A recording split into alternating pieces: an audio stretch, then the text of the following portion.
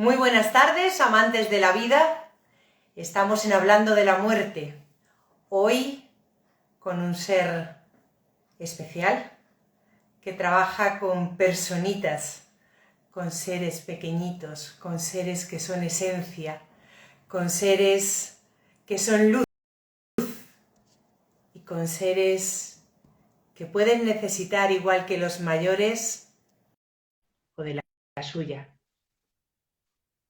Y para hablar de este tema, seguramente habrá mucha gente preparada, pero yo tengo el gusto de contar hoy con Alejandro Nespral, al que vengo siguiendo desde que una charla TED cruzó por mi camino, me hizo llorar lo que no está escrito, pero me hizo entender lo importante que es hablar con los más pequeñitos de la vida, de la muerte y de lo que significa entre el nacer y el morir vivir.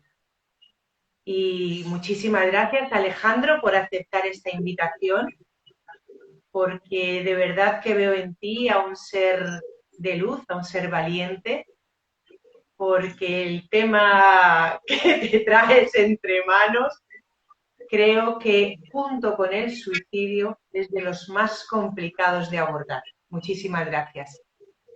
Bueno, ¿cómo estás? Muy buenas tardes. Gracias por la invitación.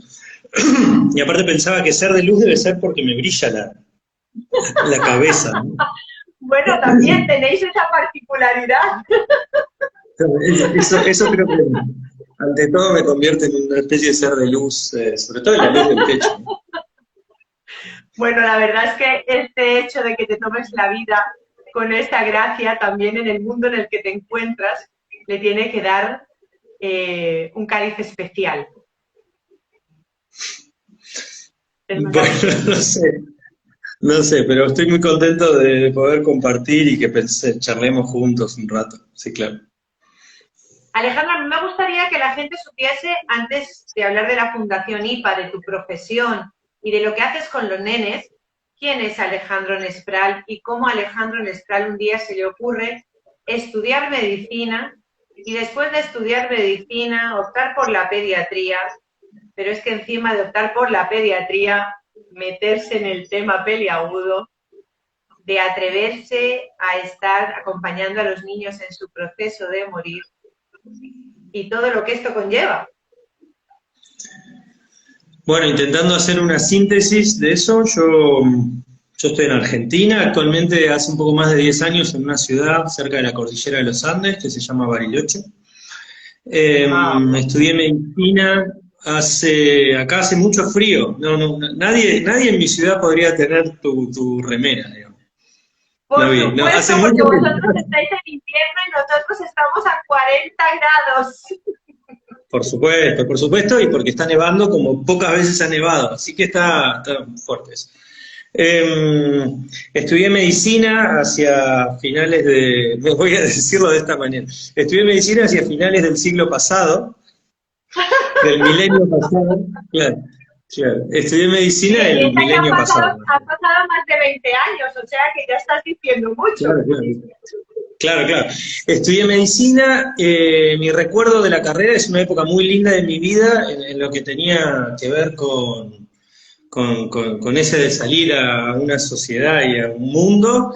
No sé si la pasé tan bien estudiando medicina, digamos, propiamente dicho.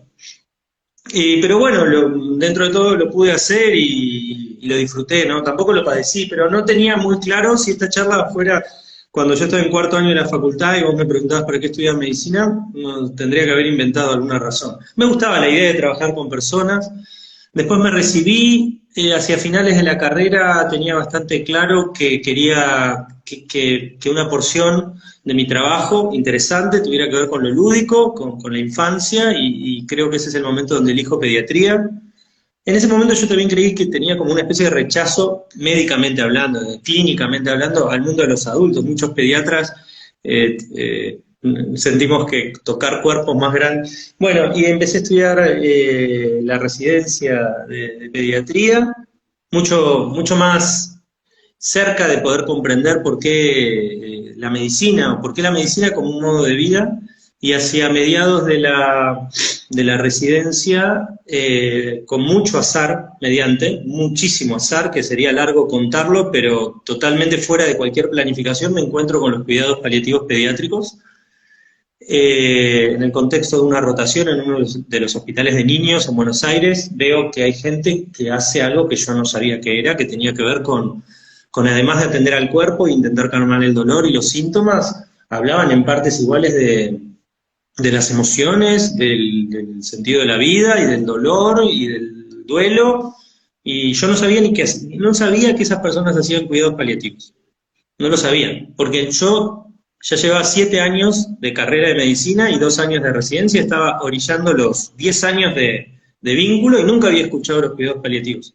Esas dos palabras juntas nunca las había escuchado. Dentro de la carrera, o sea, ni en medicina ni en pediatría habías Ni en la vida. atravesado. Ni en la vida. En ningún lado. Ningún lado. Yo la primera vez que escucho cuidados paliativos estoy en segundo año de la residencia de pediatría, cuando veo que se está yendo un médico que hizo como una intervención hablando del dolor y demás, y a una compañera en un hospital que yo no conocía, un hospital al que fui a rotar en Buenos Aires, le digo, ¿y ese que se va a ir de qué trabaja? ¿Por qué habla de estos temas? Y me dice, ay, ¿cómo no sabes? Es el de cuidados paliativos. Y ese fue mi encuentro con los cuidados paliativos. Lo que más me llamó la atención de los cuidados paliativos, casi yo siempre lo cuento como una especie de epifanía, como un rayo que me atravesó, fue Esa que luz después que de te atraviesa a ti en este momento, esa luz que te está llegando a ti desde la lámpara. Pero lo primero que me llamó la atención, que luego descubrí que no hay que hacer cuidados paliativos para hablar de las emociones, ¿no? Claro está, no es que solamente ahí, pero yo lo había descubierto, yo lo descubrí así, esa es mi experiencia. Y dije, ¿por qué? Porque yo quiero trabajar, no lo pude decir tan claro, pero ¿de qué trabaja? Que en una misma consulta habla del cuerpo, de las emociones, de los padres, de los hermanos, de por qué esto me tiene que pasar a mí, de la espiritualidad. Y me miraron con cara de obviedad, como si uno estuviera preguntando qué es eso y la respuesta fuera un semáforo en una esquina, ¿no? Y me dijeron, es el de cuidados paliativos, Martín. Martín hoy día es uno de mis grandes amigos, ¿no? Pasaron los años y somos amigos, y siempre que vine a Bariloche y voy a Buenos Aires. Y así empecé a decir, ¿qué es esto dentro de la salud? Primero hice una rotación tímida, y después y después hice el posgrado en cuidados paliativos y todo. Y después me vine a Bariloche. Alejandro, pero ¿qué es lo que te llamó la atención? ¿Qué es lo que te llamó la atención de Martín? ¿O el hecho de que dentro de la carrera tú no hubieras hablado de emociones, o que encontrases un sistema médico o esta persona que lo englobaba todo? ¿Habías tratado las emociones durante la carrera? Qué buena tu pregunta. No sé qué me llamó. Me llamó la atención como... Porque fue algo... Él ni siquiera me habló a mí. Él lo vi trabajar. Me llamó la atención que, tratando de poner en palabras ahora, que hablar del cuerpo, las emociones, del espíritu, de la familia, estuviera formalmente contenido en una práctica. Yo creo que yo lo venía haciendo. Intuitivamente, desordenadamente... Sí. Pero creo que si vos en primer año de pediatría me decías, ¿hablás de las emociones? Yo te iba a decir que sí, pero si me apurabas un poquito, capaz que me animaba a decirte, bueno, pero es como que de ratos dejo de hacer pediatría y me ocupo de eso. Lo cual es tremendo, pero ese es mi recuerdo. Entonces yo creo que si algo me llamó la atención fue que hubiera un lugar, después descubrí que en realidad los lugares los inventa uno, pero que hubiera un lugar que no sé, como yo tengo esa imagen, como hay dibujitos animados que calculo que habremos visto en nuestra infancia, que es una imagen muy común, que es la de cuando uno va por la calle y hay como un olor. Viste que los olores en los dibujitos animados se dibujan.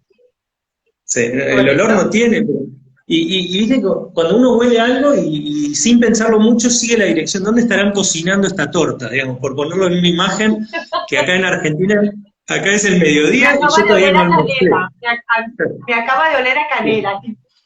Ese sería el tipo de encuentro que tuve, que no fue muy racional, no fui a un curso de cuidados paliativos y me explicaron algo. No, vi una práctica y luego le puse un nombre. Y luego fue como un piolín, diríamos, que fue tirando. Y después llegué a Bariloche y bueno, pasaron otras tantas cosas. Y hoy me encuentro, bueno, sí, trabajando en cuidados paliativos en esta ciudad, ¿no? Pero remontándome, ese fue un poco el inicio. Y hoy en día Martín hace parte del equipo de la Fundación IPA o está cerca vuestro trabajando con la Fundación. No, Martín es uno de los médicos de planta de uno de los equipos de cuidados paliativos pediátricos de más historia de Argentina, que es el del Hospital de Niños Ricardo Gutiérrez, en la ciudad de Buenos Aires. Un gran amigo y que básicamente siempre buscamos excusas o para ir juntos a la montaña a caminar, o para tomarnos un buen vino, o para seguir cruzando proyectos profesionales. En más de una oportunidad vino a Bariloche a dar alguna una clase o un curso de dolor o de participar de jornadas. Así que siempre buscamos seguir cruzando nuestros caminos, pero bueno, por suerte mucho más allá de lo profesional. Y en tu interín entre conocer a Martín y decidirte ya meterte de lleno en ese mundo que tú ya habías enmarcado, que podías coger cuerpo, alma, mente, espíritu, emociones y todo en uno solo, y decidirte por los niños, ¿qué sucede? O sea, ya habías decidido que los cuerpos grandes no, pero que los cuerpos chiquitos sí. Y ya veías que podías no solo trabajar un cuerpo, sino trabajar algo más dentro de ellos. ¿Por qué te llama la atención eso? Mira, yo luego de unos años de ese primer encuentro, donde hago un posgrado de cuidados paliativos y donde me animo primero que nada a decirme a mí mismo que eso es lo que quiero hacer para luego comunicárselo al mundo, empiezo a trabajar en el equipo con Martín, con Eulalia, que es la jefa, y con otras, con Mariana, Samantha y todos esos nombres que abro esa puertita y me vienen a saludar. Y en ese momento, que era hacia mediados del 2010, con quien era mi pareja en aquel entonces, nos pareció que valía la pena barajar la posibilidad de irnos de Buenos Aires. Vos sabés que Argentina, entiendo que España en esto somos un poquito distintos, ¿no? Pero Argentina es un país donde hay ciudades muy importantes, pero tiende a ser un país donde hay mucho centro en Buenos Aires. Acá, el que se va de Buenos Aires y no se va a una de esas 3 o 4 ciudades grandes, se va a lo que se llama el interior. Y nos parecía que valía la pena hacer ese cambio y bastó decirlo para que en unos poquitos días nos llegara un mail con una oferta. Quien era mi pareja en ese momento, la madre de mi primer hijo, también es pediatra, entonces nada, y había una oferta de trabajo en Bariloche. Y nos fuimos a Bariloche, nos vinimos a Bariloche creyendo que bueno, a ver si se da, y se dio todo muy rápido, pero en Bariloche no había absolutamente nada de cuidados paliativos en el 2010, nada desde el punto de vista organizacional, por ahí había profesionales que... De manera tal, y esto biográficamente, cuando yo vine a Bariloche, resigné la idea de hacer cuidados paliativos. Porque la oferta no Resigné, tenía nada que ver, vuestra oferta laboral no tenía que ver con la pediatría, pero no tenía que ver con los cuidados paliativos, entiendo. tal como vos lo Y dijiste, eso que tú exactamente. habías recibido como una epifanía, ¿se apaga por un momento o sigue latiendo dentro de ti? No me acuerdo. O sea, yo me acuerdo que era tan interesante la posibilidad de cambiar de ciudad, de paisaje, de sumarme a un hospital público, de conectar con la pediatría, que a mí me gusta mucho, y tuve que decir, bueno, veré allá qué pasa en términos paliativos, ¿no?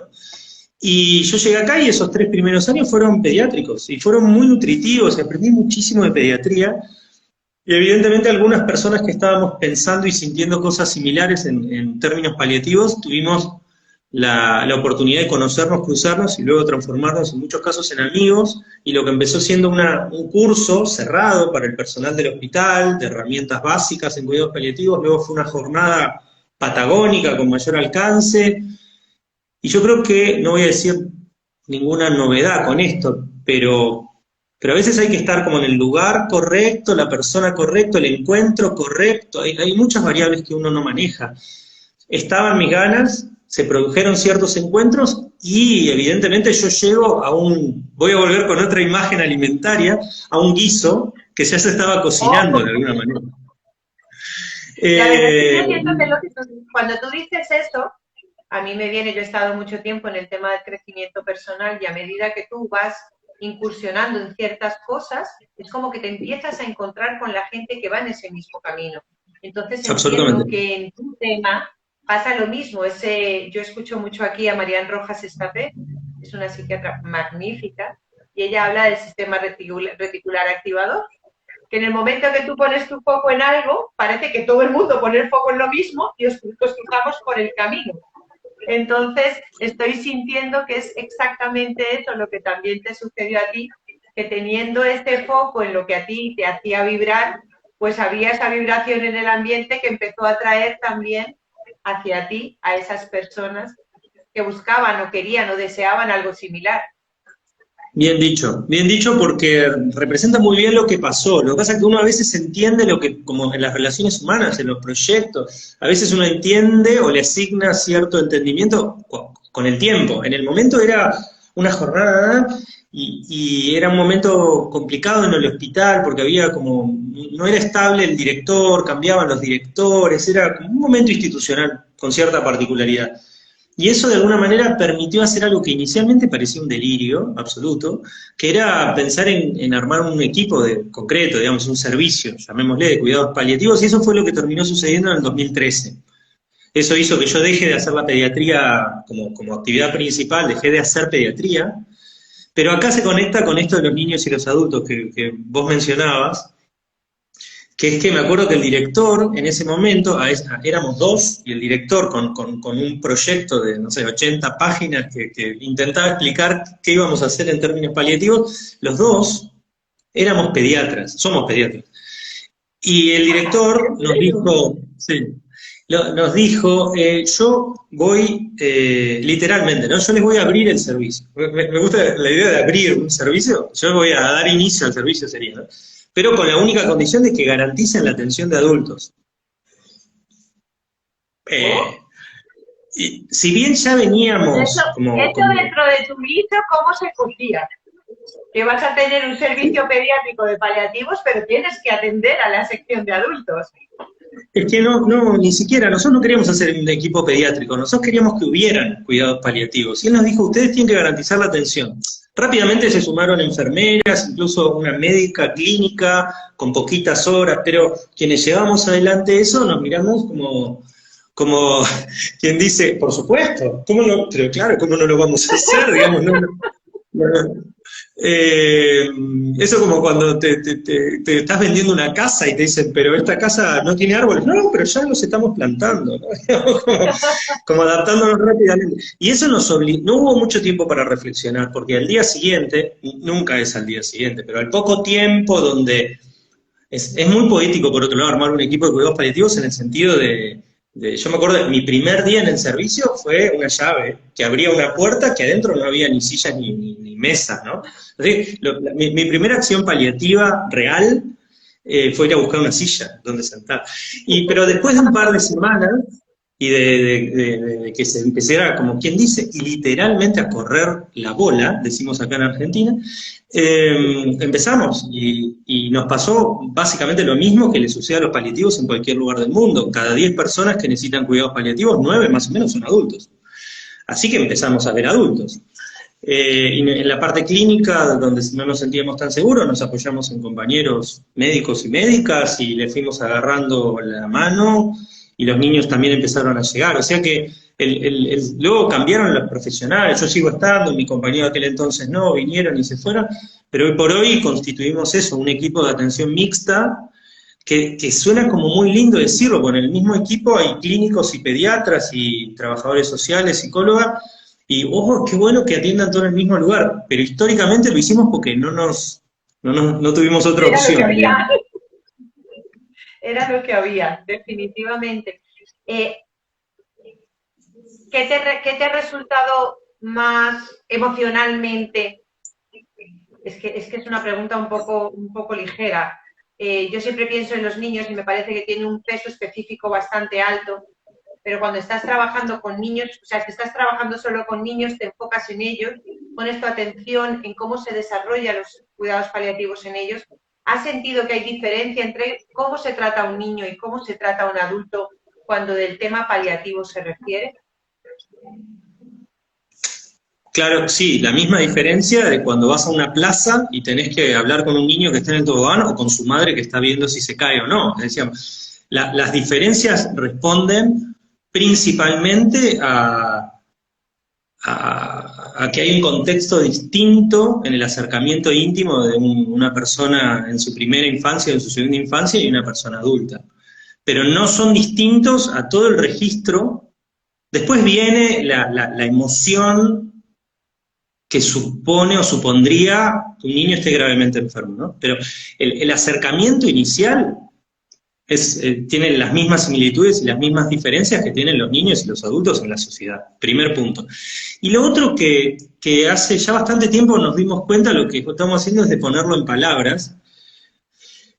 Habitar un espacio donde se atienden niños, niñas y adultas a la vez, y casi en el mismo pasillo de nuestro equipo hay un niño de 3 años con un barbijo, pelado por la quimioterapia, o un adulto de 70, pero están juntos y conversan, y no nos quedó otra que hacerlo. Algo que nos permitió esta experiencia, como consolidar como una idea, que entiendo que es fácil de decirla, pero si vos me lo hubieras dicho hace 10 años, que yo salía recién de los posgrados de cuidados paliativos, no lo hubiera visto. Niños y niñas y adolescentes en la escena paliativa, independientemente de cuidados de adultos, de niños, siempre hay. La idea de que los equipos de cuidados paliativos de adultos no tienen que lidiar con niños es un recorte que hacemos consciente o inconscientemente, porque nos parece que no tenemos las herramientas, porque las emociones que me provoca, pero no, esta estadística que voy a decir es un puro invento, pero digamos, de cada 10 adultos que andan caminando por la calle, yo creo que 8 o 9 tienen niños, niñas y adolescentes en vínculos directos. No, por supuesto que no. Una mujer de 60 años que no tiene nieto, no tiene sobrino, no tiene primo, bueno, también. Pero en general, cuando uno encuentra a una persona que tiene necesidades paliativas, y uno le dice, che, ¿cómo está conformada tu familia? Hay niños. Desde el momento que hay niños, hay oportunidad de diálogos con niños. Entonces, eso es algo que nosotros pudimos ver. Entonces, yo sí tengo, como a nivel personal, yo trato con adultos, yo muchas veces hago las primeras consultas, me toca hacer la mía, así tenemos distribuidas las tareas. Evidentemente le perdí muchísimo el miedo al mundo de los adultos y tuve que aprender y me tengo que apoyar en mis compañeros médicos y médicas y enfermeras. Pero niños hay siempre.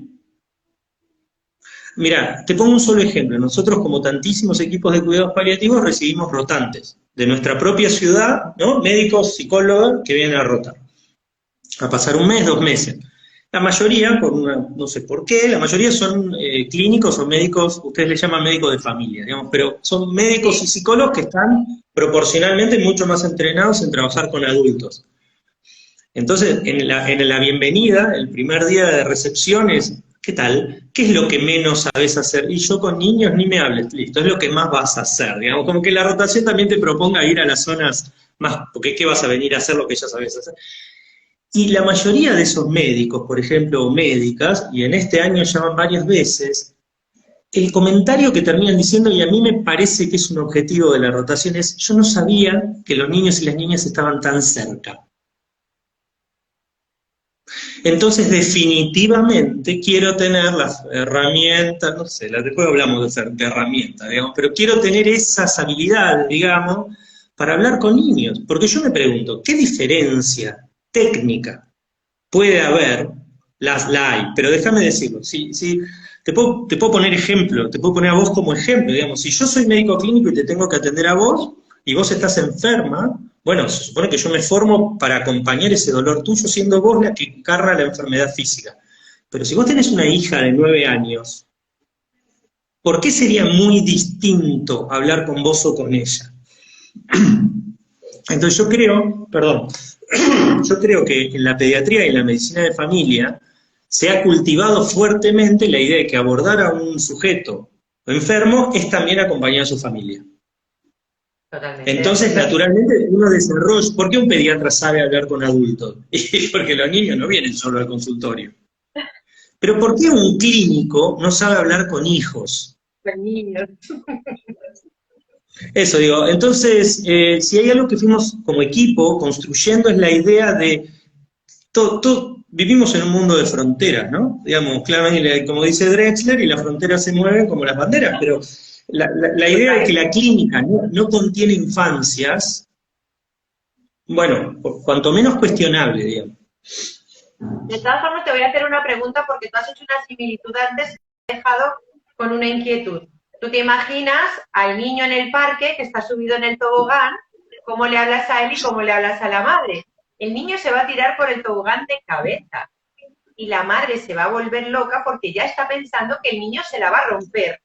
Entonces, claro, cuando llegan a paliativos, el niño no tiene miedo porque en su esencia no existe el miedo, pero la madre, con su edad, la que sea, ya no es niña, ha dejado de ser su niña la que tenía, la ha dejado por ahí, la ha abandonado y se ha convertido en adulta con un montón de creencias y de limitaciones, que es ahí donde yo veo la parte técnica de poder hablarle a un niño de una manera y a un adulto de otro, porque al niño no viene con nada metido en su cabeza, dependiendo de la edad, ¿no? Y la madre ya viene con todo su bagaje de su vida, de lo que sea que haya vivido, y posiblemente con muchísimos más miedos. ¿A qué voy con esto, Alejandro? Cuando tú te encuentras con un niño en paliativos, yo siento que con los niños es más fácil hablar que con los padres. Pero los padres tienen el miedo de lo que se le vaya a decir a los niños por los miedos que tienen ellos. Entonces es algo como, ¿cómo equilibras eso cuando tienes a un niño en paliativos? Porque es el niño el enfermo, es el niño el que está en proceso de morir, pero es el padre el que tiene el miedo de la muerte del niño. Pero ¿por qué te parece que hay que equilibrarlo? No es equilibrarlo, es sencillamente que al ¿cómo niño le equilibras? hablará de una manera y al padre de otra, dependiendo justamente de su situación del niño. Cero miedos y inocencia, y el padre y la madre lleno de miedos de todo lo que es su bagaje. No sé si me estoy explicando correctamente. No, sí, lo veo en la diaria, esto que vos preguntás. No sabría cómo ordenar la respuesta, porque sin ánimo de esquivar la dificultad, yo creo que hay algo también de diseñar como un estilo comunicacional o como caminos con ese niño, esa niña, esos hermanos que quizás también son niños y niñas, o hermanas, con esos padres, con esas abuelas, que hay algo como un diseño que no siempre se cumplen las mismas reglas, al menos en mi experiencia. No siempre los niños son inocentes sin susto, a veces están muertos de miedo, hasta las patas, digamos. Capaz le dan miedo a otras cosas distintas a lo que le da miedo a los adultos. Eso como primer punto, lo cual me conecta con una idea que quería, si te parece bien, como compartir, que es como una especie de, sin con esto ser bueno o malo, digamos, una especie de lugar común de nuestro lenguaje comunitario que tiene que ver con esta idea de que a la hora de afrontar la muerte o a la hora de enfrentar el dolor, ya sea que el niño esté enfermo o a la hora de comprender que su madre se murió, los niños tienen, y acá viene una palabra que cada vez que la escucho yo simplemente me pongo atento, que es la idea de natural. Y me parece oportuno, a mí, no sé, a ver, somos 14 personas acá en esta sala virtual y otras tantas que lo verán en diferido, que cada uno también traiga su opinión, aunque sea simbólica o mental. Yo dudo de la naturalidad. La comprendo, pero a veces conecto con la idea de que pensar, asignarles, a que los chicos y las chicas tienen naturalidad a la hora de pensar la muerte, muchas veces, visto desde los adultos, termina funcionando como una barrera. Entonces, ¿le contamos que se murió el abuelo? No, porque explícito o implícitamente hay como cierto pacto de la adultez que dice, tiene la naturalidad, sigue jugando, está de buen humor, tiene la naturalidad. ¿Naturalmente los chicos comprenden la muerte? No, a mí me parece que no.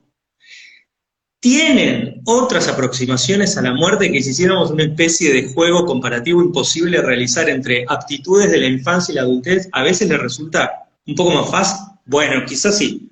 Vos hace un rato decías, no sé cómo lo dijiste, pero me gustó mucho, que esta madre del tobogán y demás, el niño todavía no tiene como todas esas capas de la adultez, por decirlo de alguna manera, y por ahí puede ser absolutamente al revés, por ahí el niño está lleno de cosas y somos los adultos los que en el camino las vamos perdiendo, ¿no? A la hora de conexiones con otros mundos, digamos, sin ponerme esotérico ni nada. Me parece que la facilidad de comprensión no responde a una falta, sino que quizás en la infancia responde a una abundancia. Prefiero pensar que yo perdí cosas en el camino, porque si no, otra vez volvemos a poner a los niños en falta. Pero, ¿cómo diseñar estos caminos comunicacionales y prendiendo una especie de alarma o banderita amarilla cuando le asignamos naturalidad a la comprensión del dolor? Y, no sé, quizás con 3 familias, son tres diseños distintos. Hay Totalmente familias diferente. donde es ese niño o niña con quien hay que sumergirse a lo profundo e ir haciéndole un eco de ese viaje a los padres. Otras veces, o porque no quiere, porque no sabe, porque no te deja, porque no te lográs ganar la confianza, no es tanto con el niño, sino que los terapeutas del cuidado, en el sentido más rico y profundo de la palabra, son el papá y la mamá, son la abuela.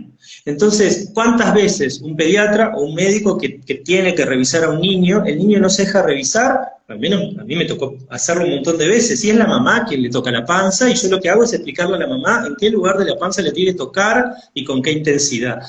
Esa imagen sencilla de la panza me parece que se extrapola al cuidado. Y el cuidado, finalmente, porque el cuidado es el paraguas que engloba las comunicaciones. Nosotros básicamente somos diseñadores de cuidados, de alguna manera, haciendo cuidados paliativos. Hay que construirlo un poco con cada familia.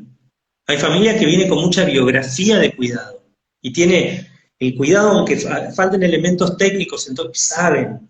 Otras familias que el cuidado no tan, bueno, finalmente siempre partimos de la idea de que vos como mamá y yo como pediatra, en estos roles imaginarios, queremos lo mismo, que es que ese niño o esa niña esté lo mejor posible. Bueno, construyamos a partir de ese consenso.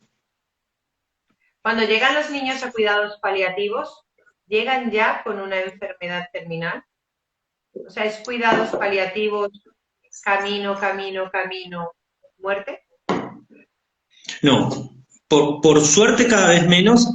Esa es una pregunta para hacerle a cada equipo de cuidados paliativos y escuchar respuestas distintas, porque poco importa lo que dicen los libros, lo único real es el día a día hospitalario y esas Mira, redes comunitarias, ¿no?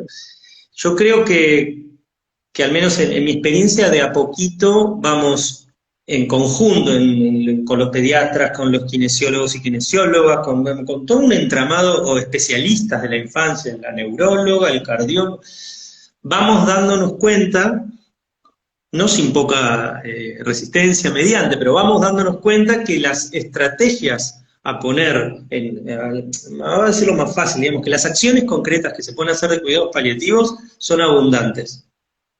Y excluir a niños y niñas que están atravesando una enfermedad compleja, pero donde la muerte es una posibilidad lejana en el tiempo, excluirlos solo porque están en una etapa, finalmente se pierden oportunidades. Y en nuestro caso particular, y lo conecto con otro gran tema en el cual no me meto si vos no me invitás a meterme, son las escuelas. Entonces nosotros evidentemente, porque tenemos... la pedagogía para mí es, o sea, todo lo que es prevención, y no es prevención de la muerte, porque la muerte va a llegar en un momento dado, antes o después. Es la prevención en las herramientas de tener esa fortaleza interior desde chiquititos, para que el día que llegue, que va a llegar, ojalá llegue con más edad que con menos, tengan esa fortaleza interior de dar los pasitos que tengan que dar para ellos mismos, ¿no?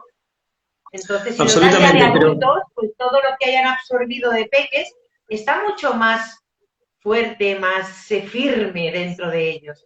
Entonces, por supuesto, tírate. Pero te ponía como, ahora nos podemos meter un poco en escuela y en pedagogía de la muerte y en qué venimos haciendo en relación a eso, pero traía como ejemplo que cuidados paliativos, como lo es pediatría, como lo es la atención primaria, en el fondo es una gran valija de acciones y de cosas que uno puede hacer, ¿no?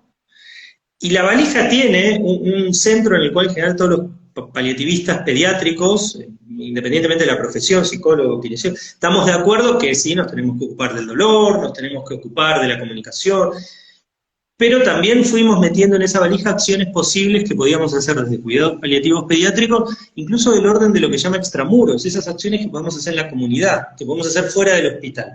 Es verdad también que Martín, de quien hablamos hace un rato, digamos, un paliativista de un hospital con 600 camas en una ciudad de 5 millones de habitantes, quizás no lo puede hacer. Finalmente uno va diseñando su práctica en el entorno donde trabaja. Y todo niño o niña que conocemos en cuidados paliativos, dentro de las primeras 3 o 4 preguntas, y ya todo nuestro equipo lo hace, bueno, ¿cómo te llamás? ¿Tenés hermano? ¿Cómo se llama tu mamá? ¿Dónde vivís? ¿A qué escuela vas? Y para nosotros tener un contacto que puede ser personal, telefónico, por mail, como sea, con ese equipo educativo que en sus aulas tiene un niño con una condición crónica es un estándar de inicio. De inicio, Maravilloso. no, no. De repente, hace dos Alejandra, pues semanas que te lo tengo empezamos a que, ver y no conectamos a la vale, escuela, digo, como, sí. una de las personas que nos está viendo, claro, tiene la duda de cómo hablar a los niños de la muerte, teniendo en cuenta que ya las familias puedan haber tenido un primer contacto o no quieran tener contacto. Entonces, ¿cómo introduce la pedagogía de la muerte en una escuela sin saber de qué manera los padres quieren mantener esa idea? Acá estamos. Se me cortó un poquito, ¿entendiste? ¿Me escuchaste? No, ¿cómo introducir una idea preventiva pedagógica en una escuela, hablando de la muerte? Correcto. ¿Qué es? ¿Introducirla Bueno, directamente con los padres primero? no necesariamente. No sé, el primer punto me parece importante es qué entendemos, ahora llegamos a la escuela, un segundito, pero ¿qué entendemos sobre hablar de la muerte? No importa si es en una familia, en un hospital, en una escuela, como, a ver, si yo te digo, a ver, Ruth, mañana a la mañana tenés 3 niños que por ahí, no sé, tu hijo y 2 amigos, o tus 3 alumnos, o 3 niños que van a estar con vos y les tenés que hablar de la muerte. Es clave que como adultos podamos reconocer qué imágenes se nos generan ahí, porque es un primer paso torcido creer que hablar de la muerte, cuando yo digo mañana voy a hablar de la muerte con un niño, es un error creer que vos te formás la misma imagen que yo. Vale. Es un error porque no hay una escena única. Si yo te digo, mañana vamos a andar en bicicleta, lo más probable es que vos te imagines algo muy parecido a lo que me voy a imaginar yo. Podría variar el tipo de bicicleta y podría variar si es en subida o en bajada. Pero 100 personas se imaginan andar en bicicleta y se van a imaginar algo parecido. 100 personas se imaginan hablar de la muerte con niños y se van a imaginar cosas totalmente distintas. Diferente. De hecho, generalmente hacemos un juego que es, digo por los sesgos, los errores de pensamiento que tenemos los adultos. Si yo te digo, imagínate una persona, ahora ya está sesgada, pero imagínate una persona enferma, imagínate una persona que está muy flaca por su enfermedad.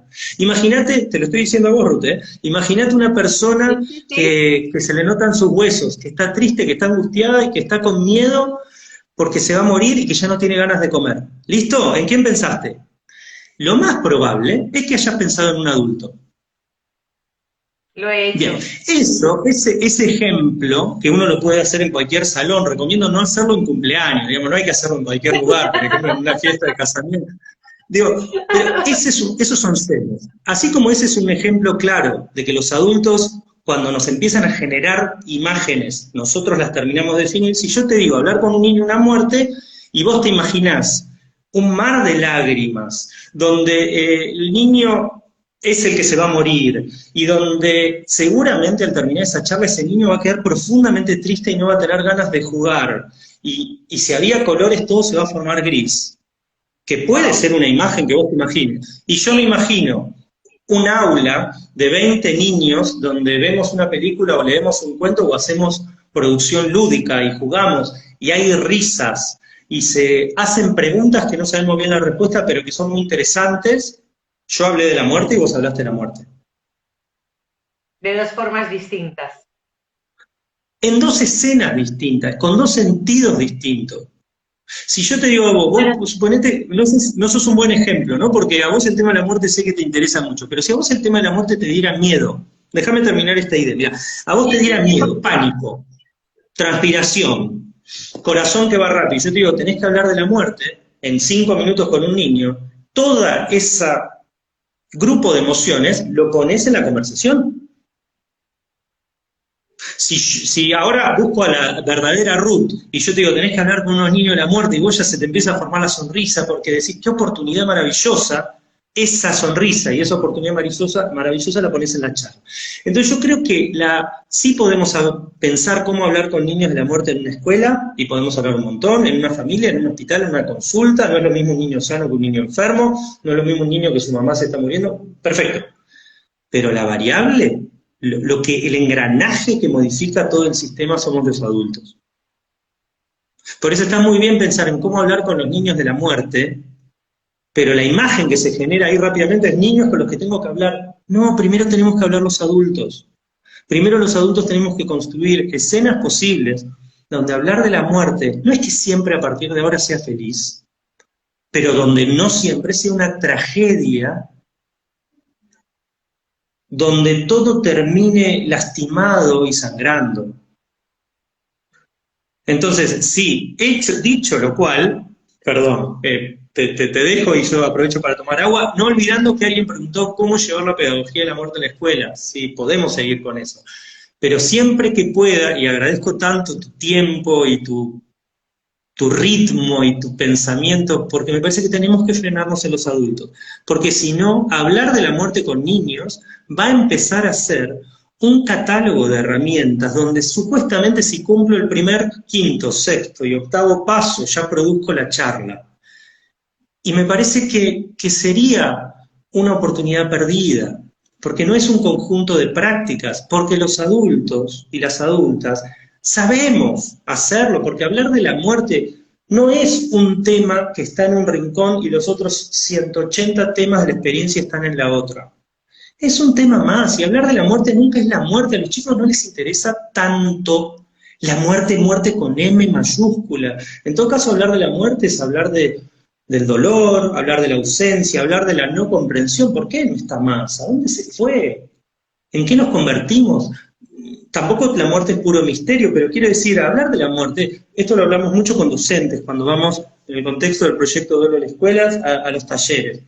Hablar de la muerte es hablar de emociones. Sí hay elementos técnicos, no es lo mismo hablar de una emoción asociada al bullying que a la muerte. Por supuesto que hay grandísimas diferencias, pero hablar de la muerte es hablar del miedo, hablar de la tristeza, hablar de la angustia, hablar de la alegría, son emociones. Fíjate, hablar de la muerte. Todo lo de hablar de la muerte, realmente estás hablando no solo del cuerpo, porque el cuerpo está siguiendo un proceso, pero las emociones pueden estar haciendo de todo dentro de esa criatura y de su entorno. La idea de que hablar con 1 o 100 niños de la muerte es digamos, la imagen de que es un adulto que sostiene 50 niños de cada lado y mira un precipicio, es una construcción de los adultos. Es una construcción de los adultos. Entonces, primero tenemos que reconstruir escenas posibles donde de la muerte se puede hablar jugando, de la muerte se puede cantar, se puede dibujar, se puede estudiar, se puede hacer un trabajo práctico de la muerte, se pueden ver películas, pero en la medida que los adultos no habilitemos nuevas formas, no de hablar, de facilitar el tema, vamos a hablar como hablamos los adultos, que somos flor de aburridos. Porque pareciera que si no hablamos con palabras y no nombramos, bueno, eso es una manera de hablar. Con un niño gravemente enfermo, conectado con lo que decíamos hace unos minutos, las charlas que uno tiene no tienen nada que ver con las charlas que tenemos los adultos. Es una charla quizás lenta, quizás plagada de silencios, quizás no se habla y se juega, quizás se dibuja, quizás se murmura algo al oído, quizás la charla más profunda que tenemos con ese niño enfermo es en el momento que se queda dormido y se lo decimos a sus sueños. Entonces, reconfiguremos, me parece un llamado planetario, reconfiguremos escenas posibles para hablar de la muerte, porque si, vos ya sé que lo barajás, pero si una persona que no barajaba la posibilidad de que hablar de la muerte también podría contener una sonrisa, en el momento que lo logra, las herramientas dejan de ser tan importantes. ¿Son útiles? Sí. ¿Hay que escribir manuales? Sí. ¿Hay que estudiar? Sí. ¿En el pregrado de los docentes le tienen que hablar de este tema? Sí.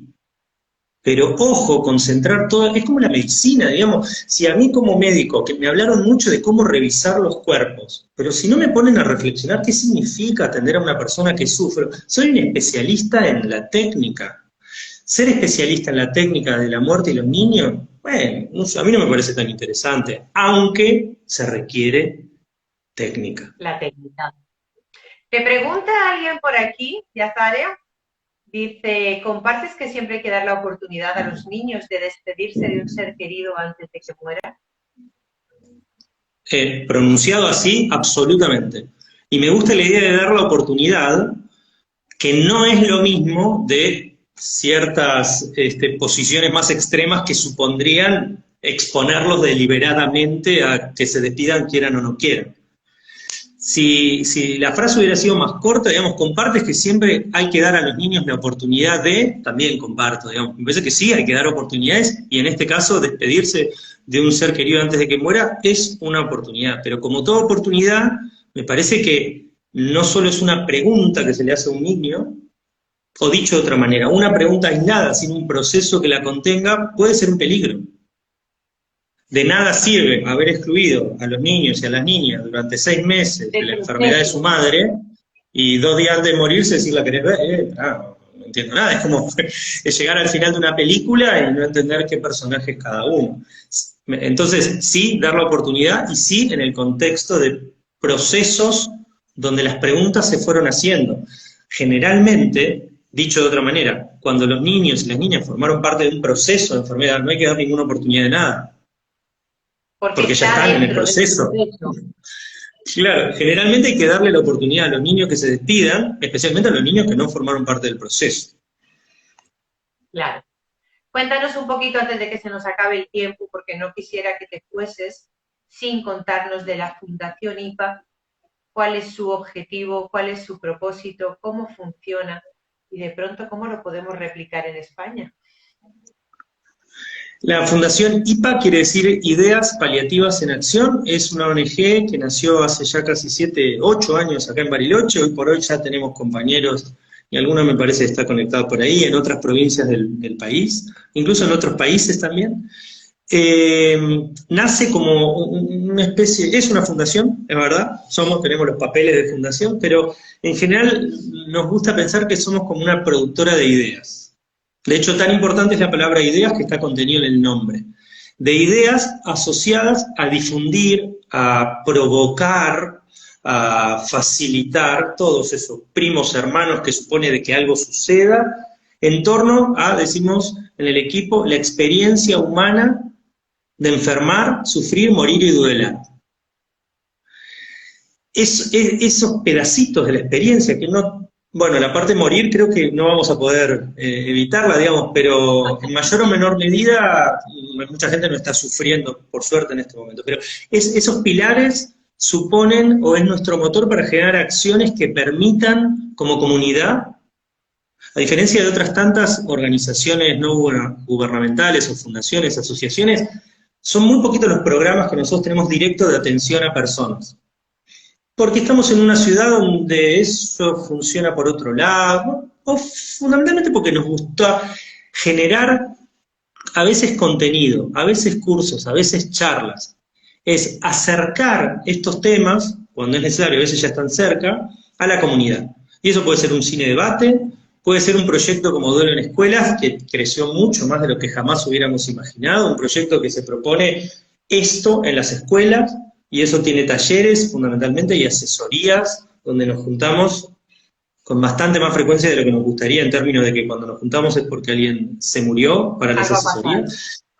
Claro, pero también hay mucho en términos preventivos de talleres, y son cada vez más los docentes individuales, o las escuelas como grupos, que empiezan a poner esto en agenda, y a decir, necesito o quiero que mi equipo directivo y docente gane capacitación en este tema. ¿Qué es Fundación IPA?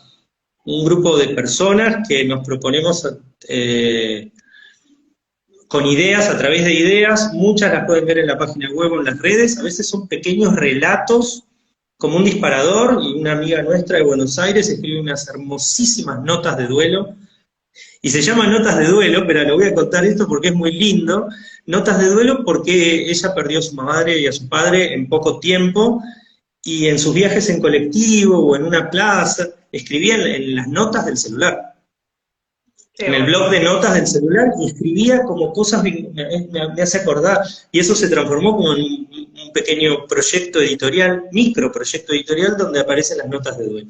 Ese es un ejemplo nomás, pero desde IPA lo que buscamos es generar conexiones con vos, por ejemplo, para sentarnos un rato y hablar de estos temas y aprender y quedarnos con dudas.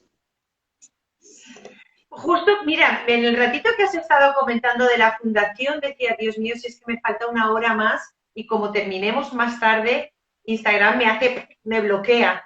Y digo, Dios, si es que eso, me quedan mil cosas por preguntarte, pero sé que la naturaleza de estas relaciones justamente nacen para eso, para que nos enriquezcamos más con lo que venga también más adelante. Te voy a dejar despedir a ti esta sesión de hoy para que le digas esos desafíos y esas oportunidades que significa el hablar con los peques de la muerte, cómo, cómo iluminar ese oscuro panorama que vemos los adultos cuando se trata de hablar, cómo iluminar ese oscuro panorama que vemos detrás de hablar con los peques de la muerte. Y no solamente con la luz que te está dando a ti sobre tu iluminada cabellera. Sí, porque yo te iba a decir que lo único que sé iluminar es esta sala, que me parece que tiene mucho luz. No sé, iluminar me da como vértigo, pero si tuviera que quedarme solo con un punto, con algo, para partir de ese punto ir, eh, yo diría, ¿cómo podemos hablar? Cambiaría el título de esa pregunta, Diego. ¿Cómo hablar con los niños de la muerte? ¿Cómo hablar entre adultos de la muerte? Porque con los niños me parece que va a ser más fácil o más difícil según quiénes sean los adultos. No se puede entender que a algunos adultos les resulte fácil y a otros difícil. No se puede entender. Entonces, porque los niños son siempre lo mismo, digamos, la dificultad no está en ese niño o esa niña que está en esa supuesta conversación. La diferencia está en quiénes somos nosotros, qué biografía tenemos, qué hacemos con nuestra historia, qué hacemos con nuestras creencias, qué hacemos con nuestros miedos, nuestros saltos al vacío. Entonces, quizás para intentar juntos, porque no sé cómo se habla con niños de la muerte, para intentar contestar esa pregunta es generemos espacios como adultos y adultas para hablar del tema y no vaya a ser cosa, que un buen día esos adultos que empiezan a hablar del tema o hablan más y hablaban poco, terminen teniendo charlas con niños y se terminen dando cuenta que al final no era para tanto, que lo único que cambió es la posición que tenemos nosotros, los que estudiamos medicina en el milenio pasado, los que ya hicimos cosas en el milenio pasado, que me parece que el cambio somos nosotros. Porque el riesgo de cómo hablar con los niños de la muerte, me parece a mí, que es, primero que es brillante hacer la pregunta, qué lindo que le demos, pero el riesgo es que completemos una lista de prácticas. Primero, un ambiente seguro, utilizar la palabra, el abuelo se fue al cielo. No, me parece que hay algo mucho más poderoso, que es que como comunidad adulta o de adultos que se van construyendo, relajemos un poco con la complejidad del tema y démosle lugar a charlas de otras características. Esto no es un baño de alegría y de azúcar a la muerte, no, pero no puede ser que solamente aparezcan escenas de drama.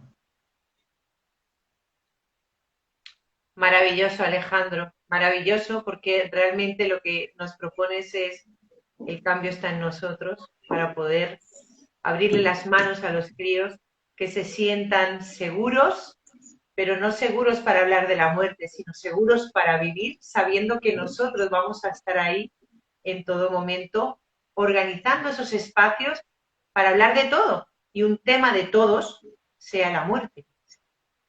Muchísimas Porque, gracias por esta oportunidad de haber recibido tu luz, tu sabiduría y toda esta preciosa información de esa epifanía que un día llegó e hizo de Alejandro Nespral el ser especial que es el día de hoy. te agradezco inmensamente la oportunidad de haberme acercado a ti, de haber acercado la comunidad a ti y a la Fundación IPA, para que todos sientan más seguridad de dar el paso de hablar con los peques. Muchísimas gracias. Gracias, gracias y seguiremos cruzándonos.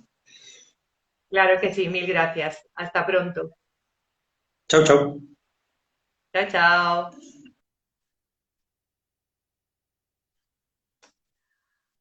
Bueno, amantes de la vida, hemos hablado con Alejandro Nespral, que es una absoluta gozada, porque ya habéis visto que realmente el cambio está en nosotros.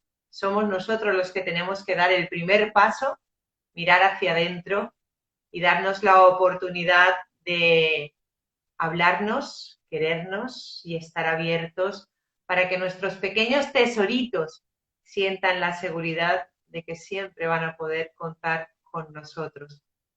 Así que no sea el único momento para hablar con los peques cuando se tengan que acercar a paliativos, sino que en el vivir podamos hacerlo y naturalizar la apertura y el hablar de la muerte, pero no la naturaleza, como decía Alejandro, de pensar que porque son pequeños ya lo saben todo, ya lo integran todo y ya está ahí, sino porque les damos nosotros ese cáliz natural para hablar, para que pregunten, para contestar. Muchísimas gracias y nos vemos pronto.